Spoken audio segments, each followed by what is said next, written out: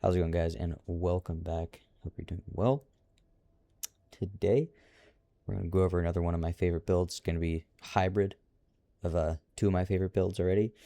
Um, so yeah, it's going to be a lot of fun to use. Again, it's not like, you know, you're not min-maxing and like you're gonna delete bosses in one hit every single time.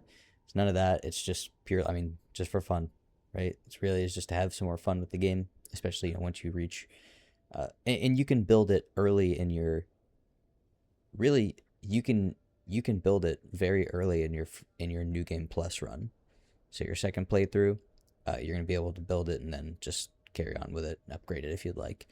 But before we get into it, guys, you guys may know I like to do unscripted content, so I'll be posting the chapters down below in case it gets a little long-winded. That being said, let's get into it. Oh, right there we go. So this is the build here. It does require a jar, so again, you will have to get that in your new game plus run.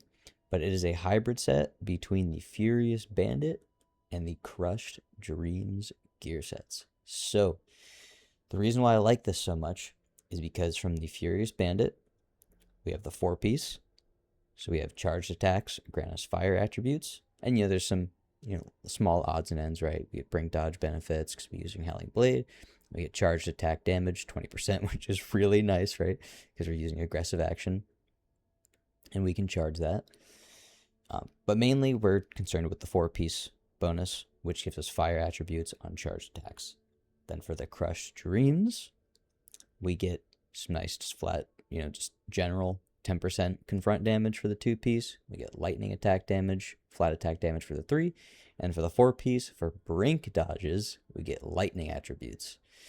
So this is really cool because not only can you control what element that you want on your weapon at any point in the fight, but it also, and it's just my opinion, it creates a really fun mini game within the fight. So it forces you to not only go about the fight in a different way, but it's almost like, again, like a little mini game. Like if your enemy is not ignited, you need to try to ignite them. Once they're ignited, you need to try to electrocute them. Then you keep going back and forth, right? Because again, the elements will, or the ailment will wear off eventually, right? So you're in this constant little mini game of trying to inflict both at the same time. And once you do, it's just, then you keep trying to just refresh the other one. So it's really fun to do. That's a really fun additional layer of gameplay that you can engage with. And again, it makes you go about fights differently than you normally would, which is always a fun thing when you get to endgame. Or again, not even endgame, just at the end of your first playthrough, because you can get the gear pieces early on in your second once you have the jar. Or well, you can get the jar, right? Because that's really the crux of it, right? That's really the most necessary piece that you need. These can be in any rarity, right? So that being said, I'll say this for me is the ideal gear pieces. The reason why is because if I go to my chest piece and I go to my Crushed Dreams chest piece, you have Furious Drive damage on there, which is, it's not applicable, right? So it's a dead attribute. So the chest piece from the Furious Bandit set, there's no dead attributes. The Crushed Dreams wrist guards give you enemy electrocution damage, increase, and confront damage, where again, the Furious Bandit gives you definitely more of a benefit, but we want to use the Crushed Dreams, so again, we can get the 4-piece, and we don't have any dead attributes. Same thing with the leggings, Furious Bandit, and same thing with the Crushed Dreams gaiters, the legs. And then again, Crushed Dreams has a jewelry piece, which is really, I'm glad that the Crushed Dreams set has this, because this makes this build possible, right?